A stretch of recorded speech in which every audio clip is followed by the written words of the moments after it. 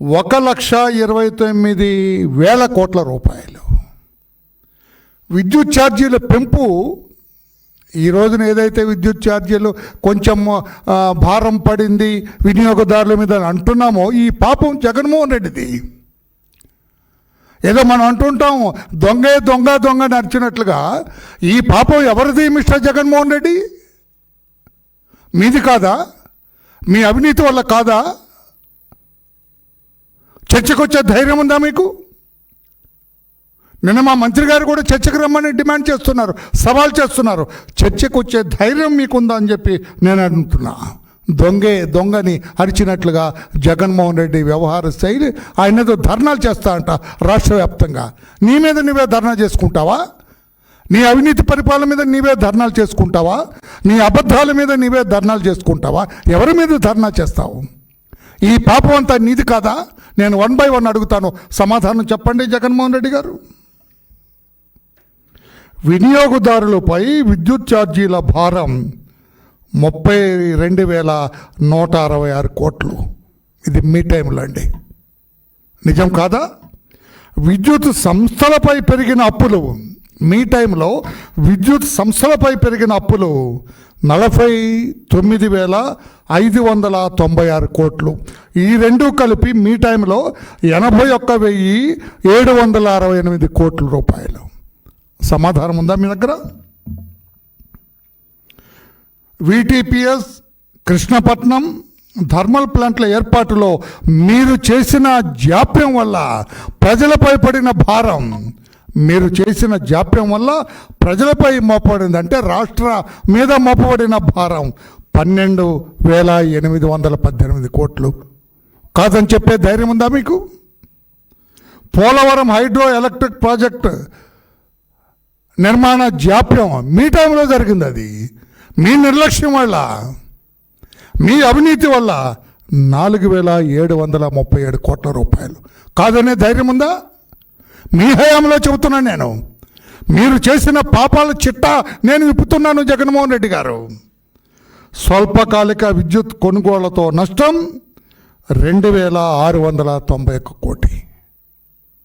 ఏడాదికి 7,000 మెగావాట్ల solar power మనం చేయవలసింది పోయి దానివల్ల 1,700 కోట్ల రూపాయలు అవినీతి జరిగింది అని అమెరికా కోర్టు, అమెరికాలో మీ మీద కేసు రిజిస్టర్ అయింది జగన్మోహన్ రెడ్డి గారు.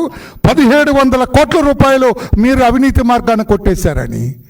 నేను చెబుతున్న మాట కాదు, మా చంద్రబాబు నాయుడు గారు చెబుతున్న మాట కాదు. ఇది సాక్షాత్తు అమెరికా సంయుక్త రాష్ట్రాల్లో మీ మీద రిజిస్టర్ అయిన కేసు.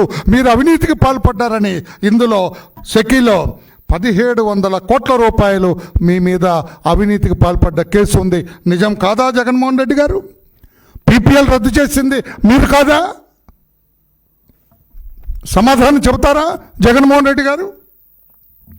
అప్పులపై వడ్డీ భారం, మీరు చేసిన విద్యుత్ రంగానికి చేసిన అప్పులపై వడ్డీ భారం 10,892 కోట్ల రూపాయలు.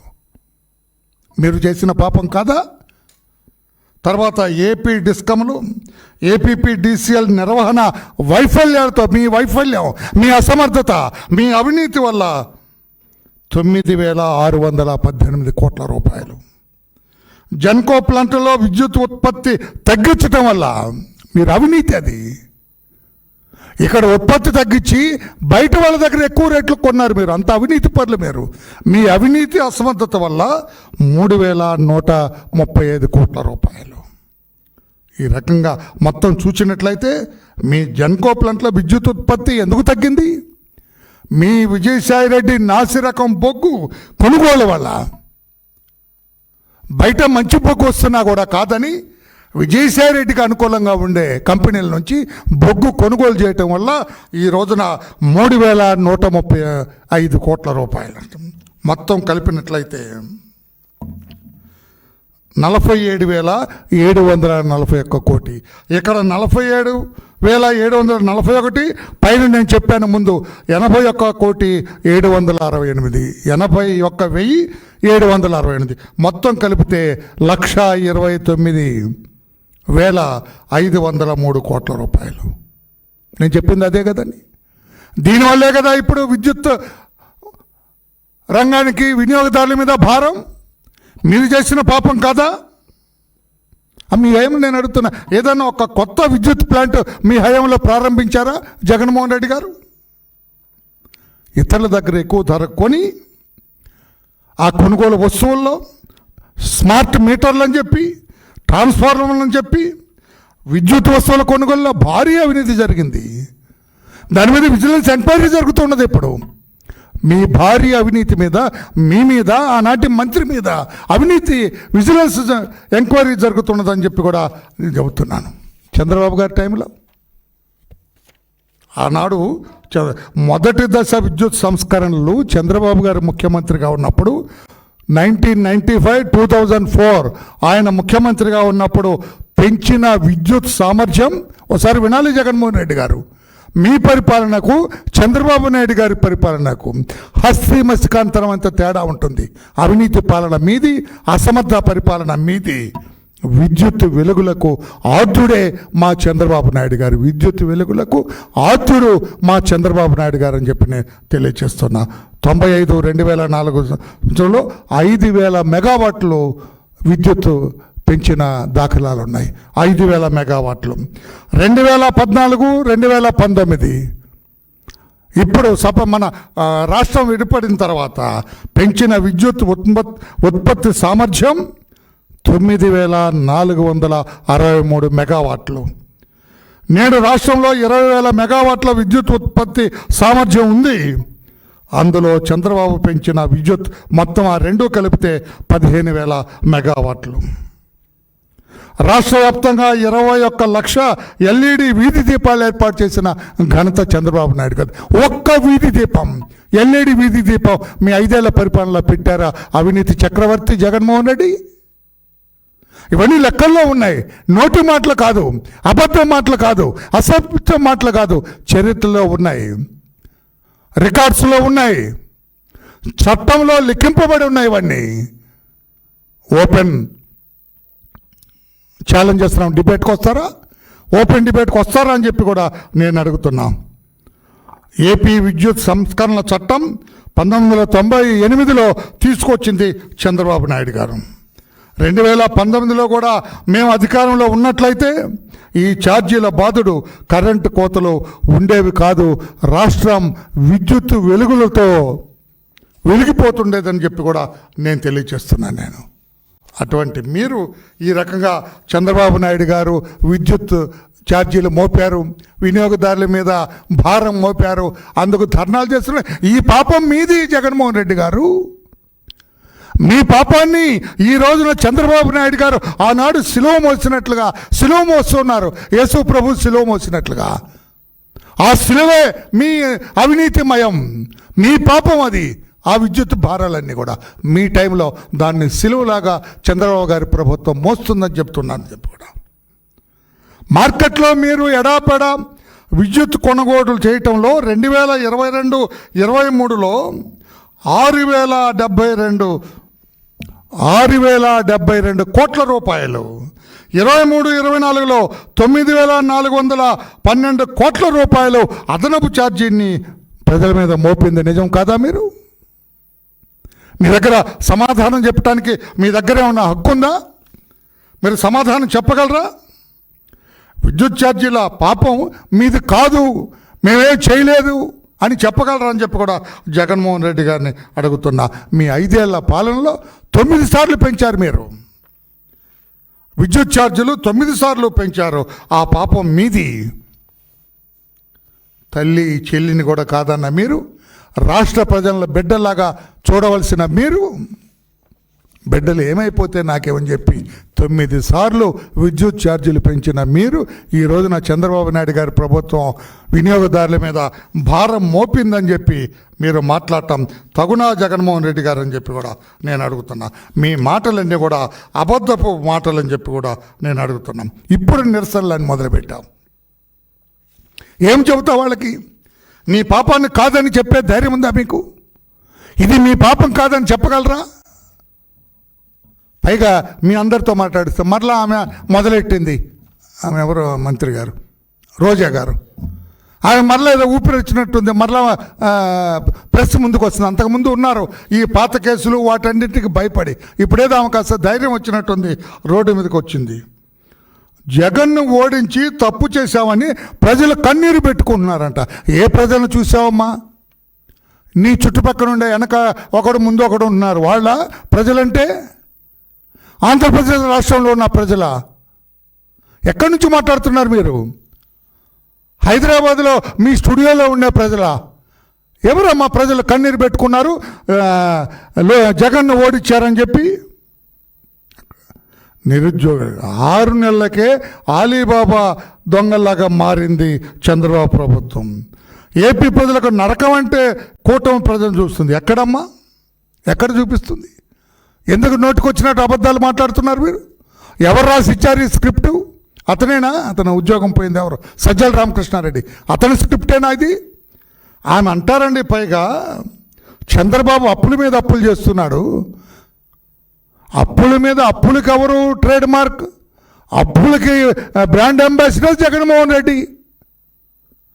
రాబోయే 20 ఏళ్ళకు కూడా లిక్కర్ మీద అప్పులు తెచ్చిన ఘనత జగన్మోహన్ రెడ్డిది. ఆ జగన్మోహన్ రెడ్డిని ఏమో పొగుడుతున్నారు. ఒక్క మాట నేను ముగించాము.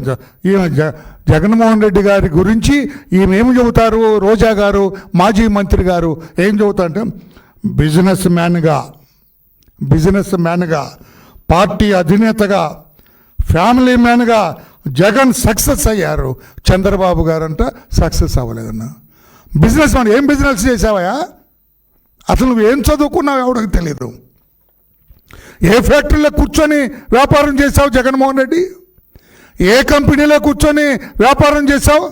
బిజినెస్ మ్యాన్ తగ్గ నువ్వు అక్రమ మార్గాన 1,00,000 కోట్లు కొట్టేశావని చెప్పు ఒప్పుకుంటారు రాష్ట్ర ప్రజలు. సిబిఐ దర్యాప్తు చేసి 43,000 కోట్ల రూపాయలు రాష్ట్ర ప్రజల సొమ్ము కొట్టేశావు, అందులో నిష్ణాతులు అని చెప్పు రోజమ్మ, ప్రజలు ఒప్పుకుంటారు. Business మ్యాన్గా success, party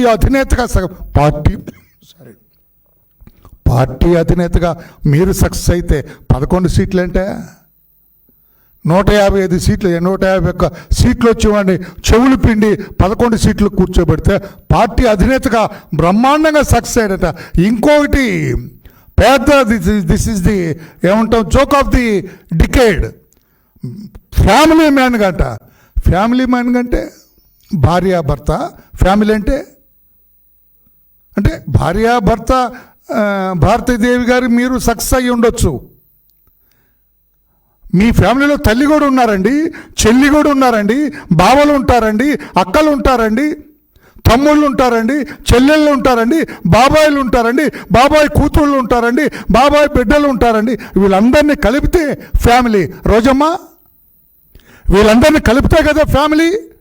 Bharati Devi, Jaganmohan Reddy ఇద్దరేనా family? నేను అర్థం చేసుకోలేకపోతున్నా.